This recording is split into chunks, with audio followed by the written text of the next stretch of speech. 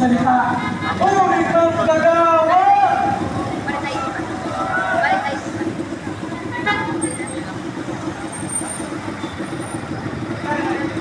Isang mapagmalayang umaga sa lahat ng kapwa namin mga manggagawa, sa lahat ng mamamayan ng Kalamba na nakakasaksi ng pagkilos ng mga manggagawa ng rehiyon ng Timog na Tagalugan.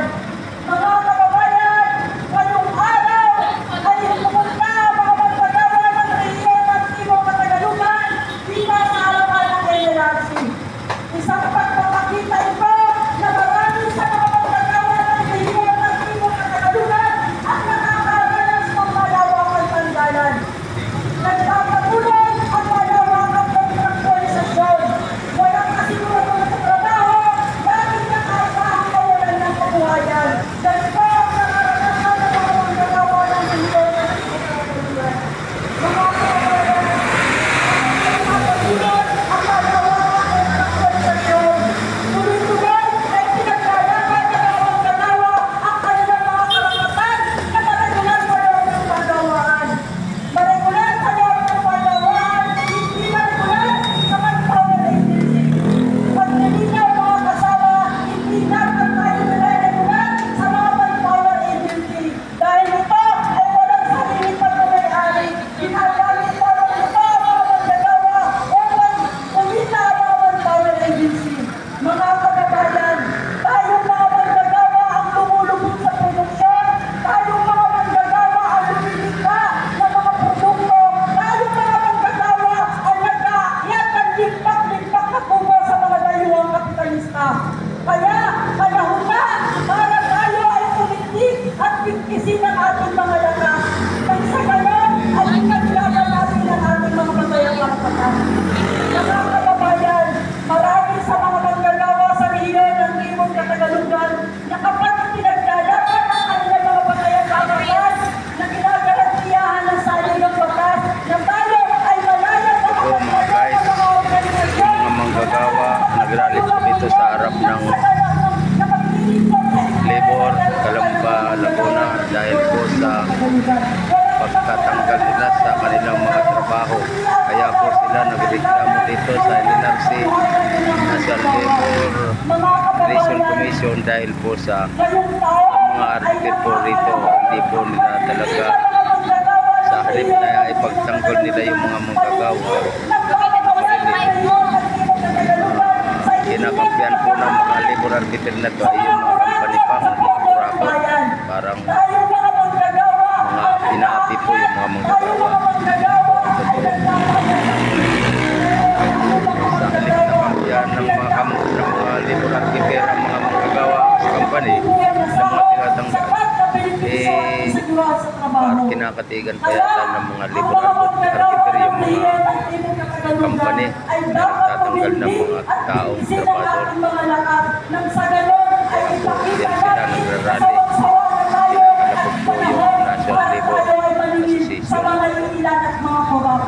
Mga kababayan, huwag na tayong magpalinda sila dito. at hindi na tayo magpapalinda sa mga sinasabi ng ilang mga politiko na kinukurakot ang pondo ng bayan. Nilalabas Mga nila kababayan, sa mga sunod-sunod tinanggal ang po sila. protesta at ilulunsan ng kababayan ng rehiyon ng Timog na Tagalugan. Sunod-sunod ang kalamitan sa kabuhayan at buhay ng mga mamamayan at manggagawa ng rehiyon ng Timog na Tagalugan. Walang ayuda na programa kung paano tutunan ang krisis na kinakaharap ng taong bayan. Mga kababayan, ngayong buwan ng Nobyembre ay buwan ng paglaban ni Andres Bonifacio. Nagrevolusyon si Andres Bonifacio para palayain ang sambayanan. Kaya sa darating na November 30, tayo mga manggagawa ay ipilos, magpalawak at ipahain ng protesta ang rehiyon at Timog na Tagalugan. Kaya nagprotesta ang ating Kalamba nang sa ganon ay singilin at panagutin ang lahat ng kurap, ang lahat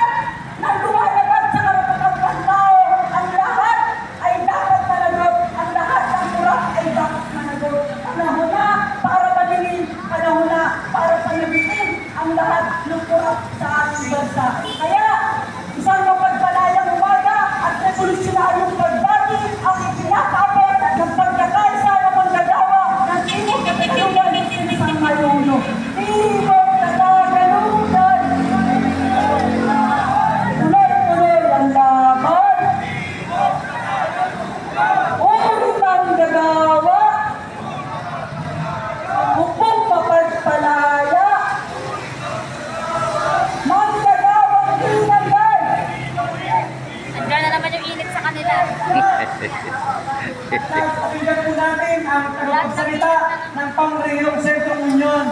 Tunay nga naman, mga kababayan, kapwa manggagawa, na sa ating rehiyon, hindi lamang sa usapin ng malawakang tanggalan, sa ating rehiyon din, ang isa sa rehiyon na meron ding palpak ng proyekto pagdating sa mga kontrol, na kung saan ang mga kababayan natin sa mga paibay-lawa ang nasasakita ng malawakang pagbaha. Naliligalig ang mga mamayanan sa mga maralitang lungsod dahil narariyan lagi ang banta sa kanilang buhay tuwing masama ang panahon. Ganito ang totoong kalagayan ng ating bansa, lalo higit sa ating rehiyon. At tatandaan natin na hindi ang Pangulo ng Pilipinas ang totoong naglantad ng malawakang korupsyon sa ating bansa. Ang totoong naglantad ng malawakang korupsyon ay ang mga mamamayang nakikibaka. Pangalawa, ang sunod-sunod na kalamidad na tumama sa ating bansa. Ito ang totoong naglantad ng malawakang korupsyon sa pamahalaan na hanggang kasalukuyan ay samot sa ating mga pagdinig, paikot-ikot, pero wala namang nakakanagot. Tama ba mga kasama? Ngayon, balik tayo sa tanggapan ng NLRC.